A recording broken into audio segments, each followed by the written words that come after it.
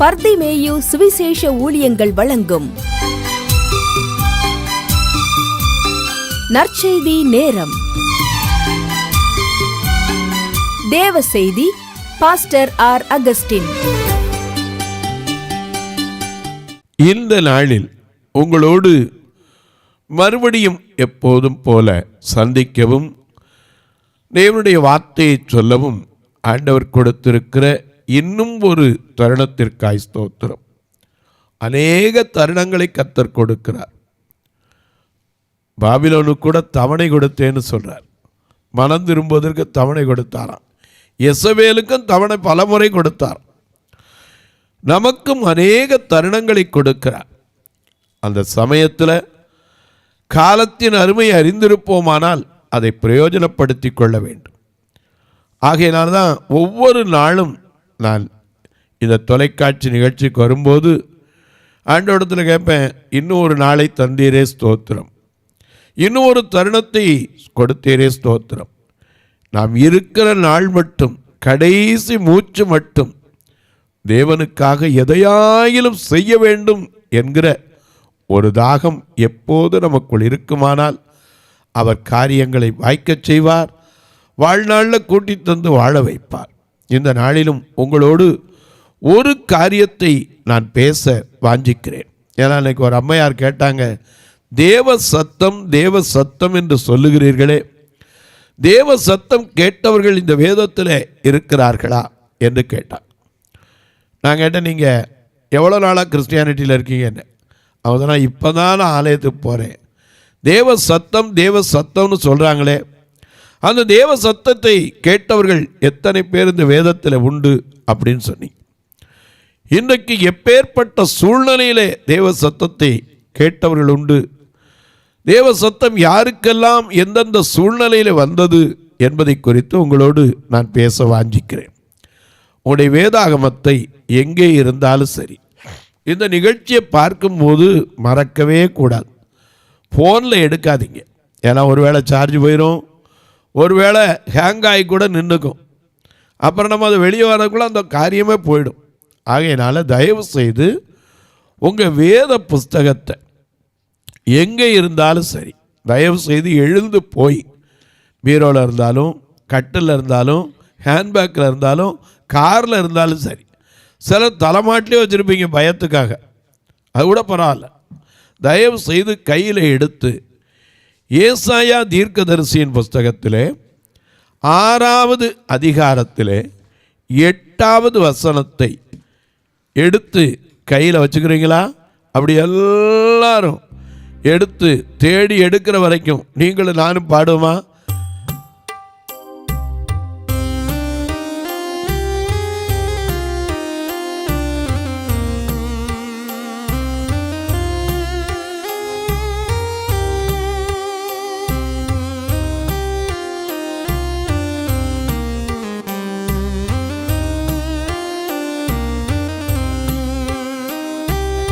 உமக்கு மகிமை தருகிறோம், உன்னில் தான் மகிழ்ச்சி அடைகிறோம். உமக்கு மகிமை தருகிறோம், உன்னில் தான் மகிழ்ச்சி அடைகிறோம். அல்லேலூயா அல்லேலூயா Hallelujah, Hallelujah.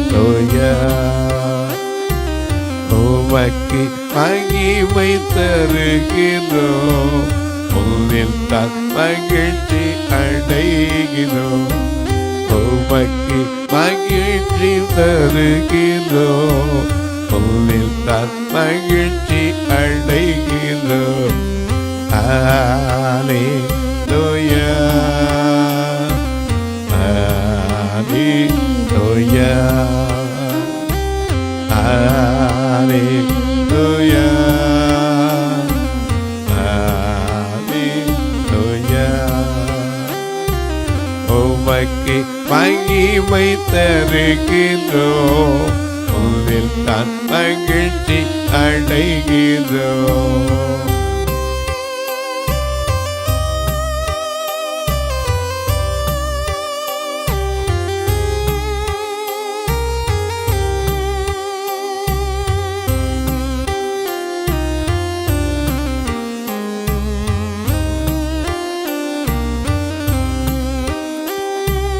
தாழ்மையில் அடிமையை நோக்கி பார்க்கிறேன்.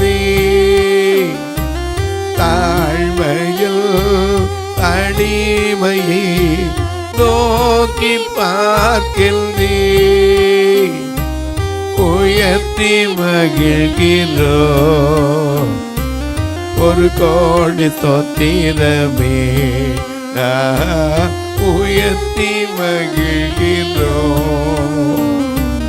ஒரு கோடி ஸ்தோத்திரமே. ஹல்லேலூயா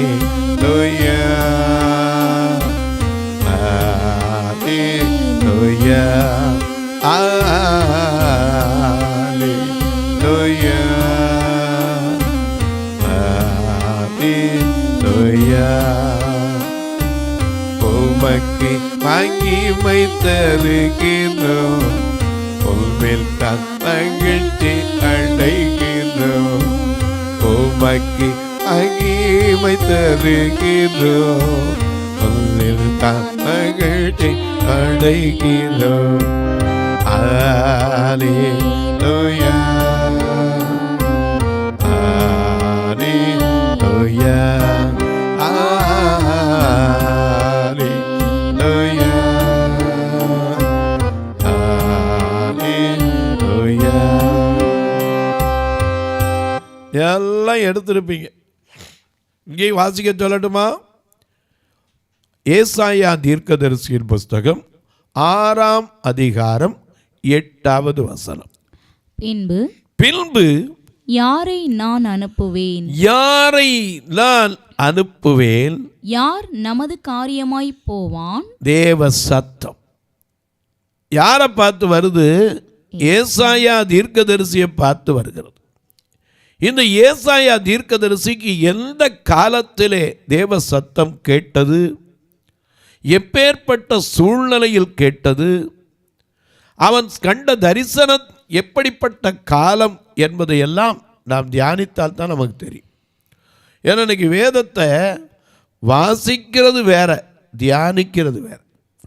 தியானிக்கிறதுங்கிறது ஒரு வசனத்தை எடுத்து அதில் உட்கார்ந்து தியானம் பண்ணால் அநேக காரியங்கள் நமக்கு வெளிப்படும். தேவ சத்தம் அப்படின்னு ஒரே ஒரு கேள்வியை கேட்டீங்க. இந்த வேதத்திலே தேவ சத்தம் கேட்டவர்கள் ஏராளம் ஏராளம் ஏராளம் என்று சொல்லலாம். அதே சமயத்தில் தேவ தூதனுடைய சத்தத்தை கேட்டவர்களும் உண்டு. சிலருக்கு தேவன் அழைத்ததும் உண்டு. சிலருக்கு தேவ சத்தமே தெரியாத காலத்தில் வெளிப்பட்டதும் உண்டு. நீங்கள் மறக்கக்கூடாது.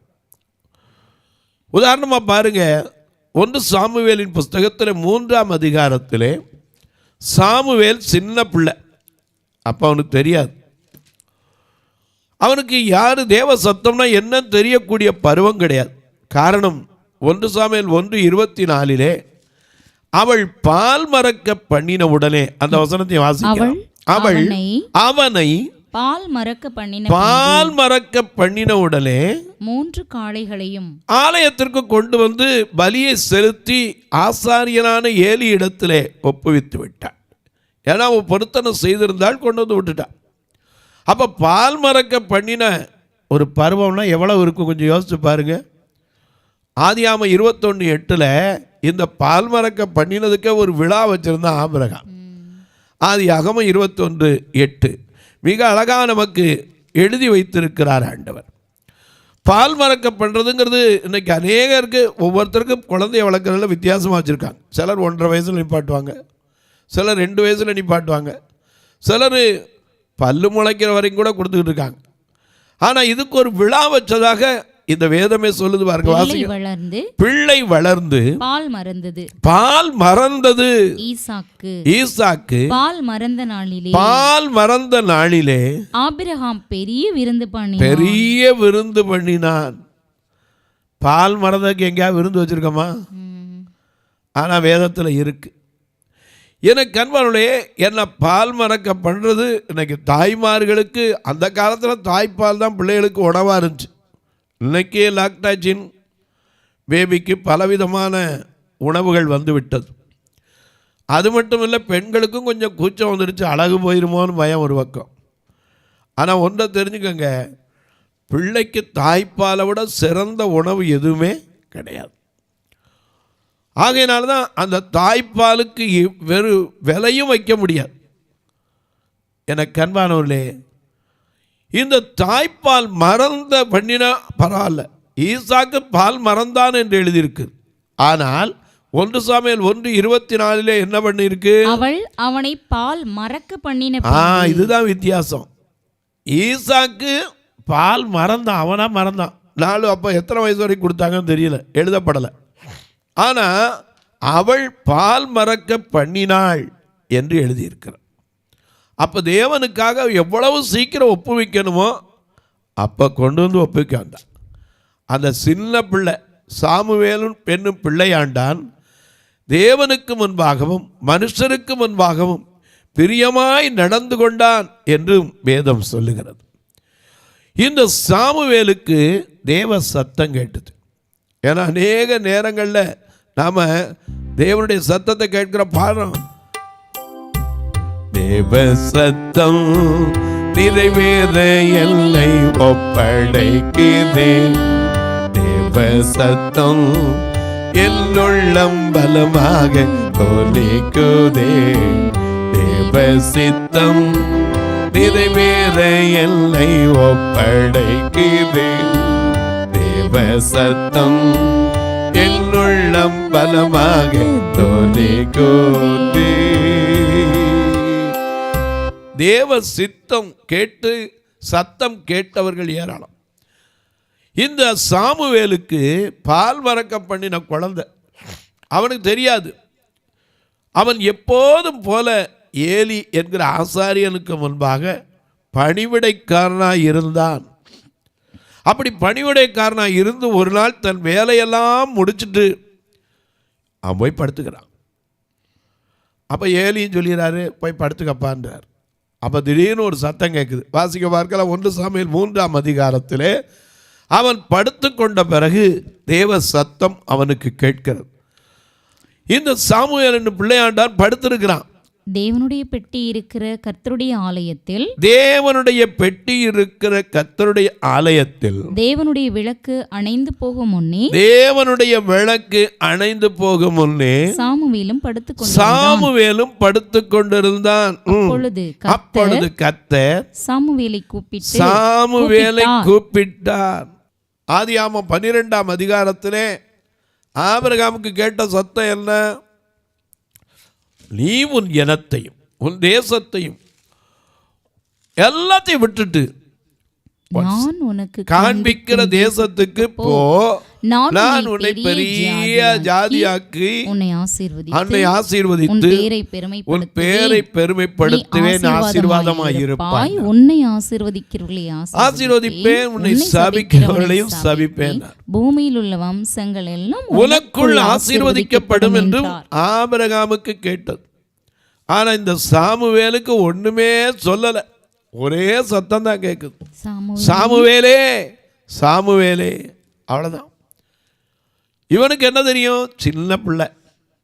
ஏன்னா அப்போ தான் பணிவிடைக்காரனாக கொண்டு வந்து விட்டுருக்க நேரம். சின்ன பிள்ளை அது நமக்கே தெரியும், குழந்தைக்கு என்ன தெரியும்போ. இது கொண்டும் தெரியாது. உடனே எந்திரிச்சு என்ன செஞ்சான்? அவன் நேரம் எங்கே ஓடிட்டான்? ஏலியினிடத்தில் ஓடி இதோ இருக்கிறேன் என்னை கூப்பிட்டீரே என்றான். உடனே அவர் சொன்னாரு, அதற்கு அவன் நான் கூப்பிடவில்லை, திரும்பி போய் படுத்துக்கொள் என்றார். அவன் போய் படுத்துக் கொண்டான். மறுபடியும் the second calling, முதல்ல கூப்பிட்டதுல மறுபடியும் கர்த்தர் சாமுவேலே, ஐயா ஆதாமையும் கேட்டார். ஆதாமே நீ எங்கே இருக்கிறாய்ன்னு கேட்டார். அவருக்கு தெரியாதா? அவன் வாயால சொல்லணும். தேவனுடைய சத்தத்தை தோட்டத்தில் கேட்டேன், அதனால போய் என்ன ஒழிச்சுக்கிட்டேன்னு அவன் சொல்லணும். ஏன்னா தன் பாவங்களை மறைக்கிறவன் வாழ்வடை மாட்டான், அவர்களை அறிக்கை செய்து விட்டு விடணும், இரக்கம் பெறுவான். அதனால தான் அவனுக்கு இரக்கம். தோட்டத்தை விட்டு வெளியே துரத்தினா கூட ஒரு மிருகத்தை அடித்து அதன் ரத்தத்தை சிந்தி அதன் தோலினால் ஆடையை செய்து அவன் நிர்வாணத்தை மூடினார். அநேக நேரங்களில் தேவ சத்தம் நமக்கும் கேட்கும். ஆனால் எந்த காலத்தில்? நாம் முழுவதும் ஆண்டவருக்குள்ள மனம் திரும்பினா நிச்சயமாக கேட்கும். ஆபிரகாமுக்கு மட்டும் கேட்கறதில்ல, அவரை ஏற்றுக்கொண்டவர் எத்தனை பேரோ அத்தனை பேரும் அவருடைய பிள்ளைகள்னா பிள்ளைகள்ட தகப்பன் பேசாமல் இருப்பாரா? நிச்சயமாக பேசுவார். இந்த சாமுவேல்கிட்ட ஒரு பதிலும் சொல்லலை, திரும்பி போய் படுத்துட்டான். 2வது தரமும் கூப்பிடுறார். எப்படி கூப்பிடுறாரு? மறுபடியும் கர்த்தர் சாமுவேலே என்று கூப்பிட்டார். அப்பொழுது சாமுவேல் எழுந்திருந்து ஏலியினிடத்தில் போய் இதோ இருக்கிறேன், என்னை கூப்பிட்டீரே என்றான். அதற்கு அவனுக்கு திரும்பவும் சொல்றாரு, என் மகனே, நான் உன்னை கூப்பிடல, திரும்பி போய் படுத்துக்கொள் என்றார். அப்பவும் போய் படுத்தான். சாமுவேல் கர்த்தரை இன்னும் அறியாதிருந்தான். அதுதான் பிரச்சனை, அவருக்கு யாருன்னே தெரியாது. இன்னைக்கு நமக்கு இவ்வளவு வயசான பிறகு கர்த்தர் யார், இயேசு யாருன்னு புஸ்தகம் கொடுக்குறோம், ட்ராக்ஸ் கொடுக்குறோம். இயேசு யார் நமக்கு தெரியாதா? நம்மை தேடி இந்த பூமிக்கு வந்தவர். சாமுவேல் சின்ன பிள்ளை, பால் மறக்க பண்ண உடனே கொண்டாந்து விட்ட ஆலயம் தெரியும், அம்மா கொண்டாந்து விட்டுட்டு போயிட்டாங்க. ஆனால் 2 தரம் கூப்பிட்ட போதும் அவனுக்கு தெரியலை. ஏன்னா அவன் கர்த்தரை அறியவில்லை. அறியாமையின் காலங்களை தேவன் காணாதவர் தான். இப்பொழுதோ மனம் திரும்ப வேண்டும். நம்ம தெரிஞ்சிட்டோம்ல, அப்பதான் மனம் திரும்பினாத்தான் தேவ சத்தம் நமக்கு என்ன செய்யும்? கேட்கப்படும். யார்கிட்ட பேசுவார்? எல்லாத்தையும் பேசுவாருங்க. அவர்கிட்ட பட்சபாதமே கிடையாது. நம்ம தான் பட்சபாதம். இருக்கிறவனுக்கு ஒரு இடம், இல்லாதவனுக்கு ஒரு இடம். யாக்கோபு நிருபத்தில் வாசிக்கிற வரி, பொன் மோதிரமும் மினுக்கு வஸ்திரம் தரித்த ஒருவனும் உங்கள் ஆலயத்தில் வந்தால் அவனை பார்த்து என்ன செய்ய? இந்த நல்ல இடத்துல உட்காரு. எல்லாம் அதே மாதிரி கொஞ்சம் எளிமையான வஸ்திரம் தெரிஞ்சவன் கந்தையும் வச்சிருந்தா நீ அங்க போய் இல்லாட்டி அல்லது பாதப்படியில உட்காருன்னு பட்சபாதத்தோடு நாம் நிதானிக்கிறோம். ஆனா அவர்கிட்ட அந்த பட்சபாதம் கிடையாதே கிடையாது. ஏன்னா அவருக்கே உடுத்துறதுக்கு துணி கிடையாது இந்த பூமிக்கு வரும்போது. அதனால தான் அடையாளம் சொல்ற, துணிகளிலே சுற்றி முன்னணியிலே கிடத்தி இருக்க காண்பீர்கள். நாமளும் கிறிஸ்துமஸ் வந்தால் பாடினோம், கந்தை துணியோ கர்த்தருக்கு, புது துணியோ எங்களுக்கு. போகட்டும்.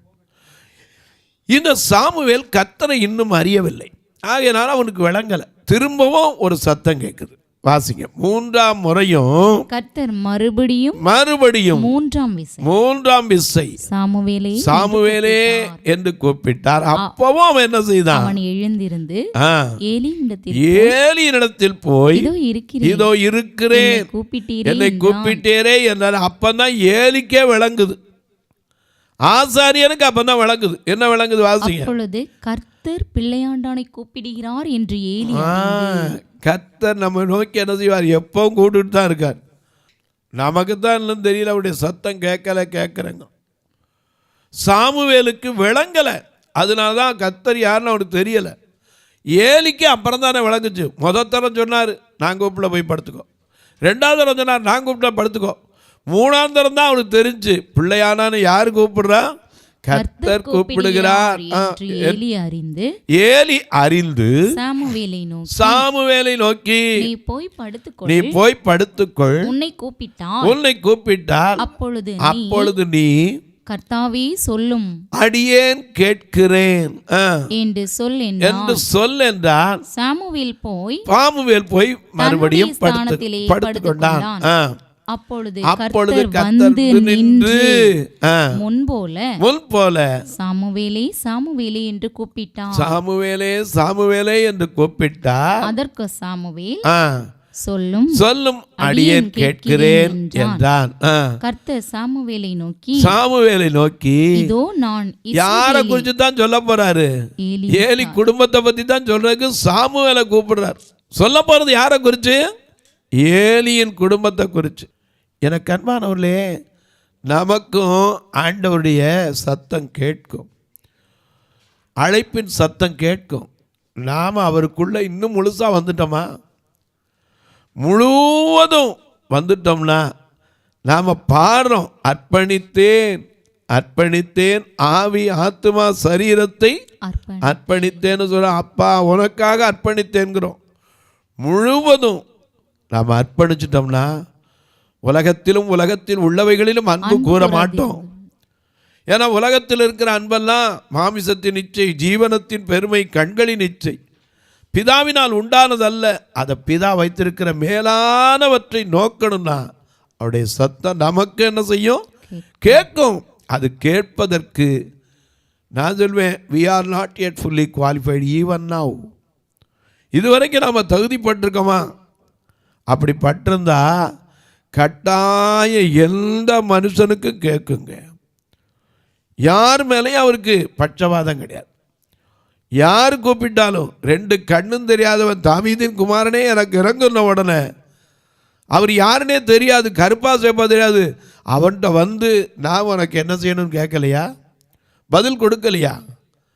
இன்றைக்கு உங்களுக்கும் தருவார். தேவ சத்தம் கேட்பதற்கு முதலாவது நமக்குள் இருக்கிற குறைவுகள் எல்லாம் மாறணும். நமக்குள் இருக்கிற உலக இச்சை, ஆசை, கண் மயக்கங்கள் எல்லாம் நம்ம மாறணும்.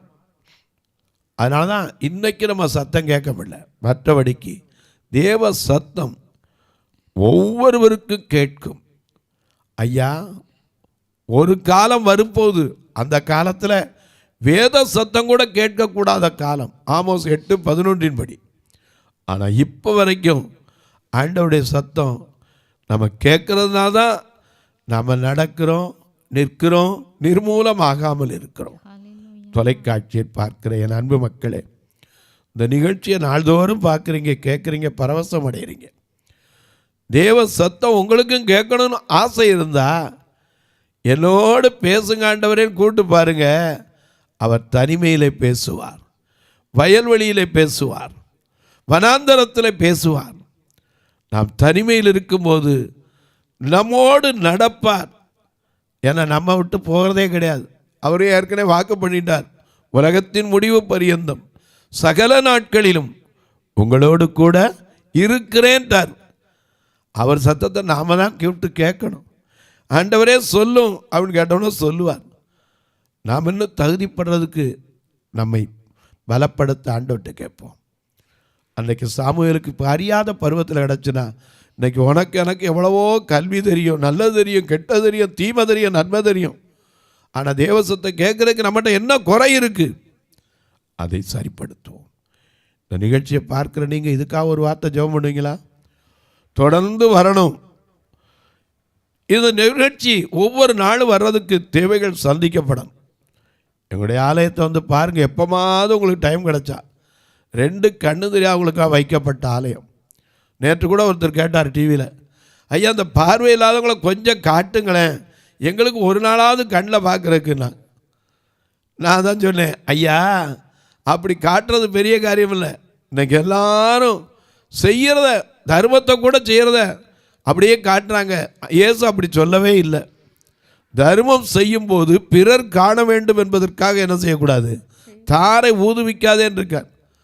ஆகையினால என் போன்ற ஜனங்களை வச்சு மற்றவங்க இதை ஒரு பிஸ்னஸாக கூட வச்சுருக்கலாம்.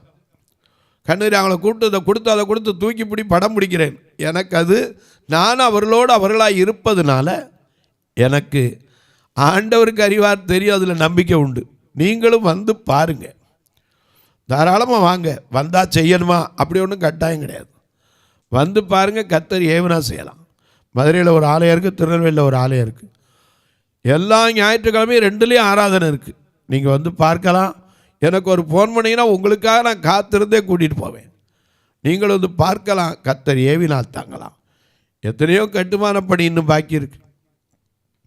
பார்வையற்றோர் மரித்தா கூட சொந்தக்காரன் அடக்கம் பண்ண வரமாட்டான். அது மட்டும் இல்லை, வருஷத்துக்கு ஒரு பார்வையற்ற சகோதர சகோதரிகளுக்கு திருமணம் செய்வது வைப்பதும் இந்த ஆலயத்தில் உண்டு. வருகிற காலம் இன்னும் கிறிஸ்மஸ் காலம்.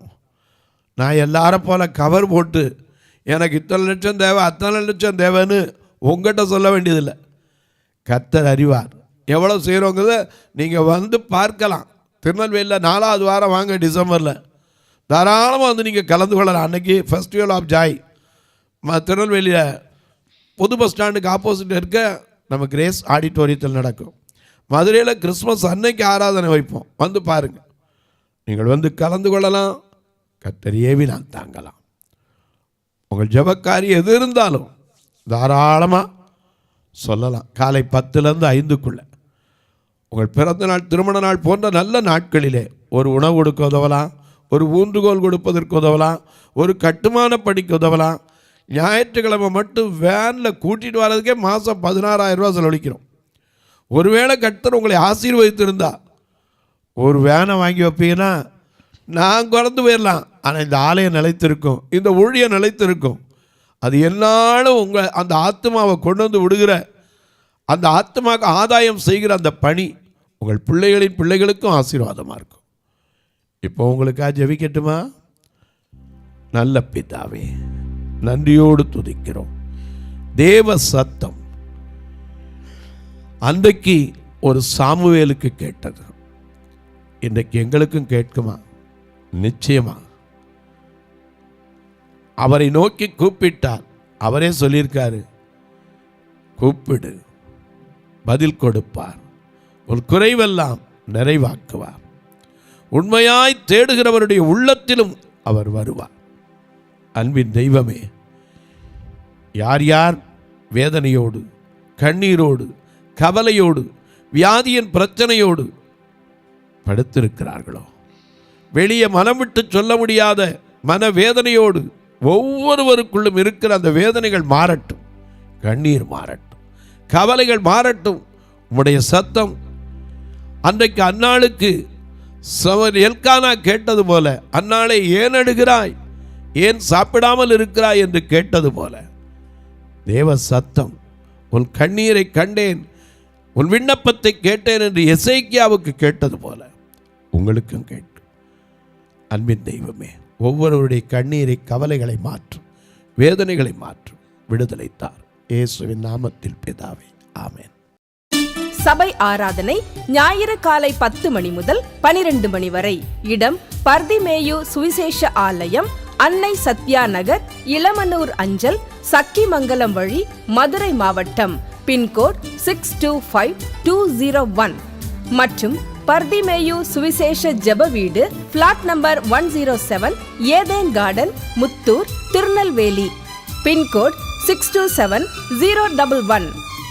சிறப்பு உபவாச கூட்டம் ஒவ்வொரு மாதமும் 2வது சனிக்கிழமை காலை 10 மணி முதல் 1 மணி வரை நாகர்கோவில் YMCA ஹாலில் வைத்து நடைபெறுகிறது.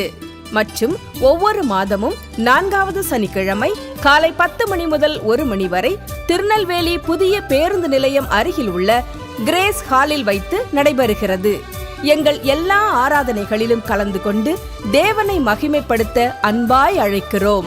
உங்கள் உதாரத்துவமான காணிக்கைகளினால் இவ்வூழியத்தை தாங்க விரும்பினால் R Augustine, account number 5021364331, IFSC code IDIB 000B066, Indian Bank, BP Kulam, Madurai. GPay number 9842181917, BGM ministries மற்றும் 9442559772, பிளைண்ட் மினிஸ்ட்ரீஸ் அகஸ்டின்.